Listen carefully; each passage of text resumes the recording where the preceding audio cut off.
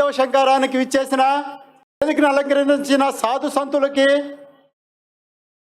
వేదిక కింద ఉన్నటువంటి అతిరథ మహారథులందరికీ వారి పాదాలకి అభివందనం తెలియజేసుకుంటూ ఈ చక్కటి అవకాశాన్ని నాకు కల్పించినటువంటి వారికి కృతజ్ఞతలు తెలియజేసుకుంటున్నాను.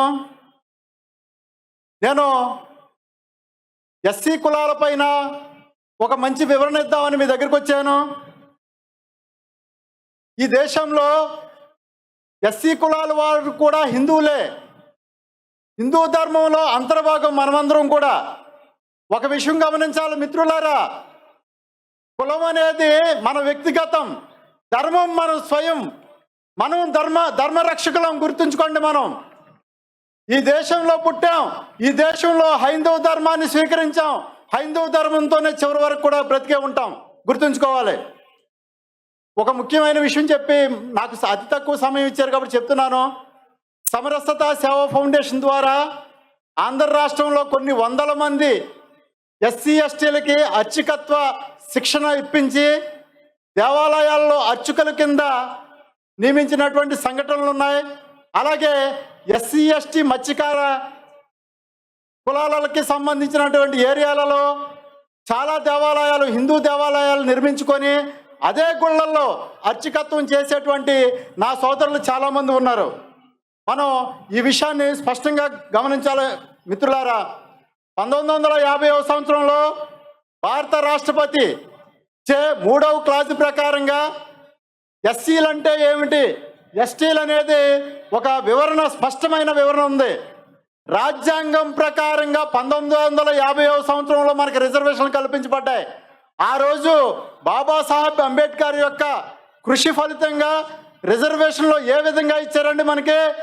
అస్పృశ్యత, అంటరానితనానికి గురైనటువంటి కొన్ని కులాలకి, ఏదైతే అస్పృశ్యత అంటరాని గురైనటువంటి కొన్ని కులాలకి, అది కూడా హిందూ ధర్మాన్ని ఆచరించే సనాతన ధర్మకారులైనటువంటి కొన్ని కులాలకి మాత్రమే రిజర్వేషన్లు కల్పించబడ్డాయి. ఒక్క విషయం కంపల్సరీ రాజ్యాంగం గురించి మనం చదవాల్సిన అవసరం ఉంది.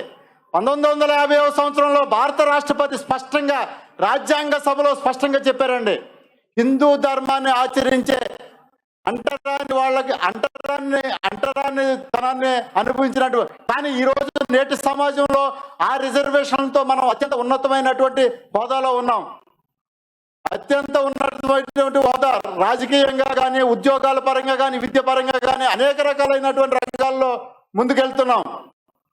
కానీ నేటి సమాజంలో పరిస్థితి ఎలా ఉందంటే, హిందువులకు మాత్రమే రిజర్వేషన్ ఉన్న పరిస్థితిని పక్కగా పెట్టి ఎస్సీలలో అన్ని మతాన్ని స్వీకరించిన వాళ్ళకి స్పష్టంగా రిజర్వేషన్ లేవని ఆ రోజు రాజ్యాంగ సభ చెప్తే, ఈరోజు అందరూ కూడా ఎక్కువ శాతం మంది ఆంధ్ర రాష్ట్రంలో కానీ, తెలంగాణలో కానీ, దేశంలో అన్ని చోట్ల కూడా అన్ని మతాన్ని స్వీకరిస్తున్నారు. మిత్రులారా గమనించండి, ఇది రాజ్యాంగ స్ఫూర్తికి వ్యతిరేకం, రాజ్యాంగాన్ని అవమానపరచడమే.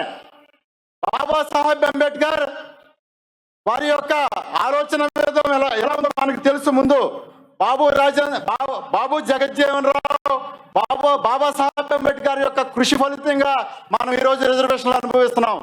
ఈ ఒక్క విషయం, వారు చేసినటువంటి సుదీర్ఘమైనటువంటి పోరాట ఫలితంగా రిజర్వేషన్లు వచ్చినాయి. ఎవరైతే హిందువులుగా ఉంటారో, ప్రభుత్వ అధికారులారా, ప్రభుత్వంలో ఉన్న రాజకీయ పెద్దలారా గమనించాలి, రిజర్వేషన్లు ఎవరికి వర్తిస్తున్నాయి, రిజర్వేషన్లు ఎవరికి సంక్రమిస్తున్నాయి, రిజర్వేషన్ల సర్టిఫికెట్లు ఎవరికి ఇస్తున్నారు తెలుసుకోవాలి మీరు అందరూ. ఈ దేశంలో రిజర్వేషన్లు అనుభవించాల్సిన వ్యక్తులు చాలా మంది కూడా అనుభవించుకోకుండా రిజర్వేషన్ దొడ్డిదారిన తీసుకుంటున్నటువంటి అన్ని మతస్థులకే రిజర్వేషన్ కల్పిస్తున్నారు. అన్ని మతస్థులకే విద్య, ఉపాధి అవకాశాలు, అనేక రకాలైనటువంటి బెనిఫిట్స్ అన్ని కూడా వాళ్ళకే ఇస్తున్నారు. ఇది రాజ్యాంగ స్ఫూర్తికి వ్యతిరేకం. ప్రతి మనిషి కూడా గమనించాలి. మనం మతం మారినటువంటి అన్ని మతస్థులకు రిజర్వేషన్లు కల్పించకూడదు. మాది హిందూ ధర్మంలో అంతర్భాగమైనటువంటి మా యొక్క స్ఫూర్తి. ఈ దేశంలో సనాతన ధర్మకారులు అనేక కులాలు ఉన్నాయి, మాకు అందరూ కూడా హిందువులే. అయ్యా, మతం మారినటువంటి అన్ని మతస్థులారా వెనక్కి రండి. ధర్మం కావాలి. సనాతన ధర్మం అంటే ఏంటో మనం అందరికీ చాటి చెప్పాల్సినంత అవసరం వచ్చింది.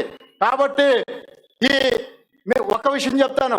రాజ్యాంగ సభలో చర్చ జరిగే సందర్భంలో ముగ్గురు క్రైస్తవులు ఆ రోజు క్రైస్తవులు ఒకటి చెప్పారు, మా క్రైస్తవ సమాజంలో అస్పృశ్యత లేదు, అంటరానితనం లేదు, కులం లేదని. సరే, మరి ఈ రోజు కూడా మీరు దాన్ని పాటిస్తున్నారా? రిజర్వేషన్లను దొడ్డుదారిని తీసుకునేటువంటి సోదరులారా, మీరు పాటిస్తున్నారా? రాజ్యాంగ సభలో చెప్పినటువంటి విధానాలను మీరు పాటిస్తున్నారా? ఎందుకని ఉంటారు మీరు ఇక్కడ? ఎస్సీ కులంలో ఉన్నటువంటి అన్ని మతస్థులందరూ కూడా మీరు ఉంటే హిందూ ధర్మంలో ఉండండి, లేదంటే బయటకు పోవడమే. ఇది మాత్రం తథ్యం. భారత రాజ్యాంగం పైన మాకు అపారమైనటువంటి గౌరవం ఉంది. చట్టాల పైన కానీ, సుప్రీం ఉన్నత న్యాయస్థానాల పైన కానీ మాకు అపారమైనటువంటి నమ్మకాలు ఉన్నాయి.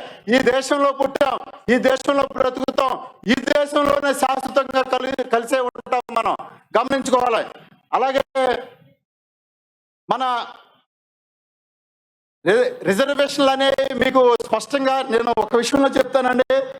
ఎండోన్మెంట్ విషయాలలో, ఎండోన్మెంట్ టెంపుల్స్ లో కూడా అనేక రకాలైనటువంటి ఎండోన్మెంట్ టెంపుల్లో హిందువులైనటువంటి ఎస్సీలకు మాత్రమే, ఎస్టీలకు మాత్రమే ప్రాధాన్యత కల్పించండి. అక్కడ జరిగేటువంటి కమిటీల్లో కూడా హిందువులకు మాత్రమే మనం ప్రాధాన్యత కల్పించాలి. ఎందుకంటే అన్య మతస్థులకి చాలా చోట్ల కూడా ఇస్తున్నారు. ప్రభుత్వ అధికారులకి ఒకటే చెప్తున్నాను, కొన్ని విషయాలు గమనించాలా. మనం రిజర్వేషన్లు ఏ ప్రాతిపదికన వర్తిస్తున్నాయో మీకు అందరికీ అవగాహన ఉంది. కాబట్టి హిందువులైనటువంటి హైందవ ధర్మాన్ని ఆచరించేటువంటి వీళ్ళకి మాత్రమే ఎండోన్మెంట్ గుళ్ళలో ప్రాతినిధ్యం కల్పించాలి.